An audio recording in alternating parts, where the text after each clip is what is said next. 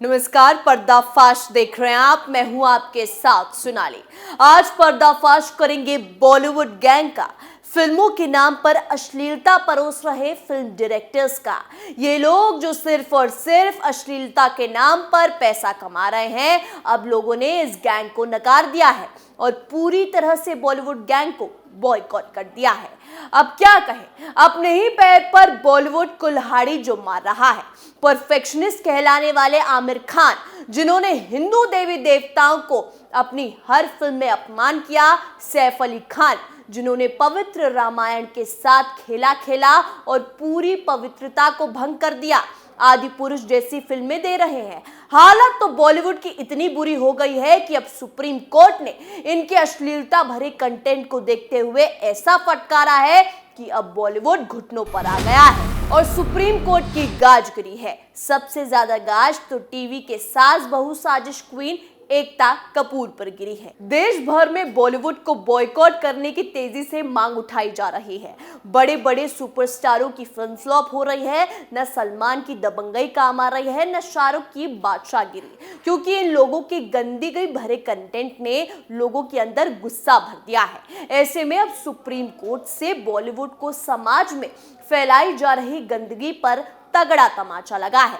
ऐसा तमाचा कि TV queen कही जाने वाली एकता कपूर का गाल लाल हो गया है। एकता कपूर को सुप्रीम कोर्ट ने जमकर फटकार लगाई है। ऐसी ऐसी बातें कही हैं कि बॉलीवुड की खान गैंग बिलबिला उठी है।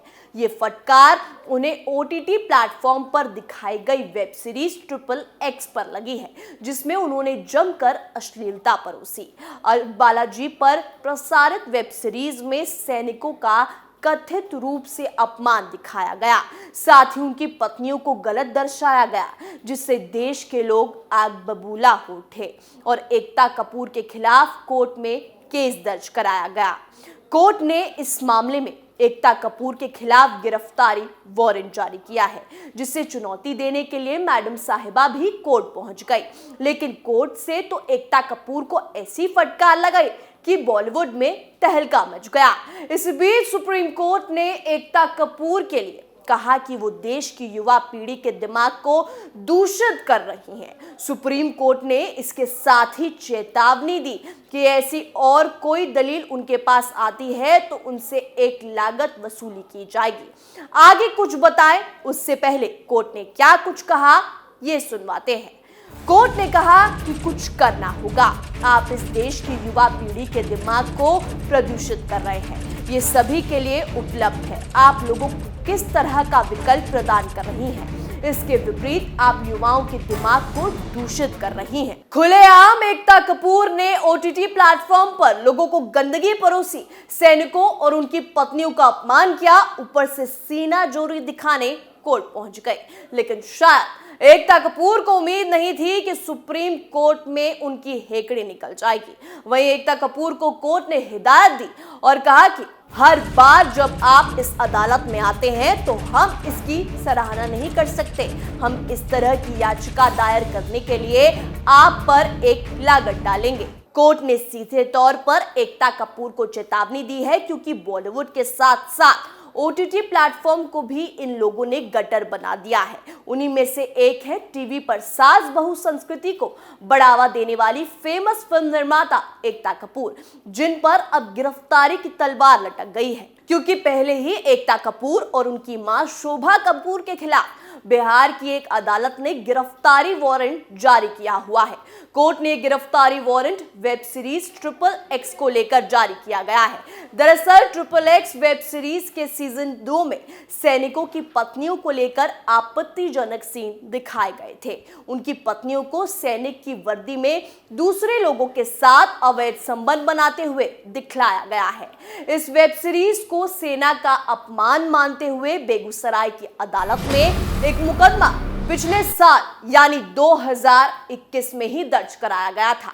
इसी मुकदमे के सिलसिले में कोर्ट ने एकता कपूर और शोभा कपूर के खिलाफ गिरफ्तारी वारंट जारी किया है। इसमें पूर्व सैनिक ने आरोप लगाया था कि एकता कपूर की वेब सीरीज के जरिए सैनिकों की पत्नियों की खराब छवि बनाई जा रही है। और बालाजी के बैनर तले बनी वेब सीरीज XXX सीजन 2 को देखने के बाद एकता पर आरोप लगा रहे हैं कि उन्होंने देश के जवानों, उनकी वर्दी, उनकी धर्मपत्नियों के चरित्र का अपमान किया है। इस तरह के अश्लील कंटेंट को परोसकर एकता कपूर टीआरपी पाने की कोशिश में लगी हुई है। लेकिन अब यह अश्लील टीआरपी कंटेंट उनके गले की फांस बन गया है। ये देखने के बाद लोग गुस्से से आग बबूला हो गए हैं। उनका कहना है कि एकता कपूर की वेब सीरीज किसी पोर्न वीडियो से कम नहीं होती। ये यौन शोषण को बढ़ावा देती हैं और अब तो उन्होंने हद ही पार कर दी। अब सीधे देश के जवानों की भावनाओं को आहत किया गया है। इसी के साथ कई लोगों ने एकता कपूर और उनके प्रोडक्शन हाउस को बॉयकॉट करने की बात कही है। पहले ही बॉलीवुड बॉयकॉट की मार से उभर नहीं रहा, लेकिन अब सीधा गिरफ्तारी की तलवार एक्टर्स, प्रोड्यूसर्स पर लटक गई है। भारत की संस्कृति के नाम पर सीरियलों में जगह बनाने वाली एकता कपूर की असलियत ओटीटी प्लेटफॉर्म के जरिए ही सामने आई है, जहां इन्होंने भी अपना असली रंग दिखाया, खुलकर लोगों के सामने अश्लीलता परोसी है। दूसरा ये कि टीवी इंडस्ट्री में मैडम साहिबा क्वीन बनकर बैठी हैं, जमकर वहां पर भी गंद मचा रही हैं। नेपोटिज्म से लेकर कई घिनौने आरोप एकता कपूर पर लगते आए हैं। अब सवालों के घेरे में एकता कपूर का पद्मश्री सम्मान भी आ गया है। एकता कपूर को सरकार ने एक विश्वास, एक रचनात्मक दुनिया बनाने वाले टीवी पर भारतीय संस्कृति को बढ़ावा देने की वजह से यह सम्मान दिया था। लेकिन जैसे ही मैडम साहिबा ओटीटी प्लेटफॉर्म की ओर से मुड़ी, इसका असली रंग देखने को मिल गया। और ये जिस तरह का कंटेंट बनाती है वो शर्मनाक तो होता ही है। तो ऐसे में अडल्ट कंटेंट एकता कपूर का दूसरा नाम बन गया है। तो इसलिए लोग एकता कपूर की असलियत जानकर भड़क गए हैं। और तो और सुप्रीम कोर्ट ने भी उन्हें मुंह तोड़ जवाब दिया है। ओटीटी प्लेटफॉर्म के नाम पर किस तरह की गंदगी देश दुनिया में एकता कपूर जैसे लोग फैला रहे हैं, ये बेहद ही चौंकाने वाली बात है, क्योंकि इससे भारत की संस्कृति में बहुत ही गंदगी फैल गई है, युवाओं पर गलत असर पड़ा है। सुप्रीम कोर्ट ने भी अपने स्टेटमेंट में अब तो ये बात कह दी है, इसलिए इस पर लगाम लगाने की जरूरत है। एकता कपूर जैसे उन तमाम लोगों पर एक्शन लेने की जरूरत है जो इस तरह की गंदगी ओटीटी प्लेटफॉर्म पर परोस रहे हैं।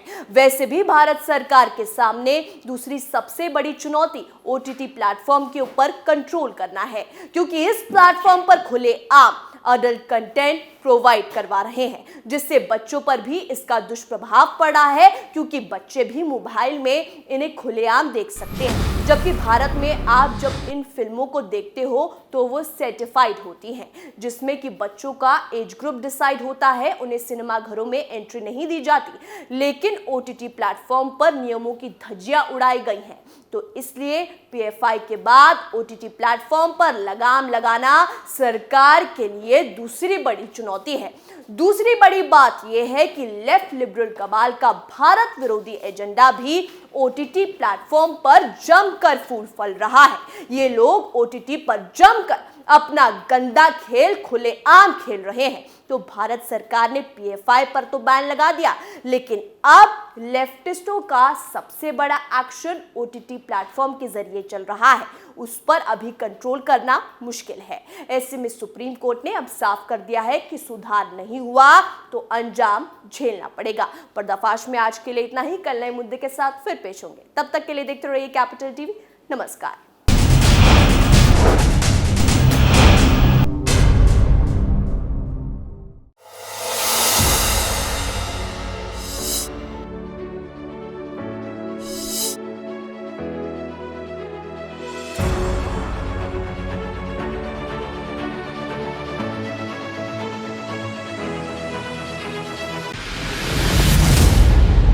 मैं राजनीति करता नहीं, पर राजनीति को बहुत गहरे तक समझता हूं। मैं लोगों के बीच रहता हूं, लोगों के मन को अच्छे से जानता हूं।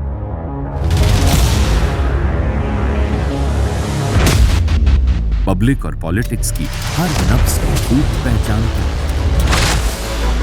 संघर्ष की सियासत से सत्ता के सिंहासन तक मैं हर खबर से खरा सच निकालता हूं।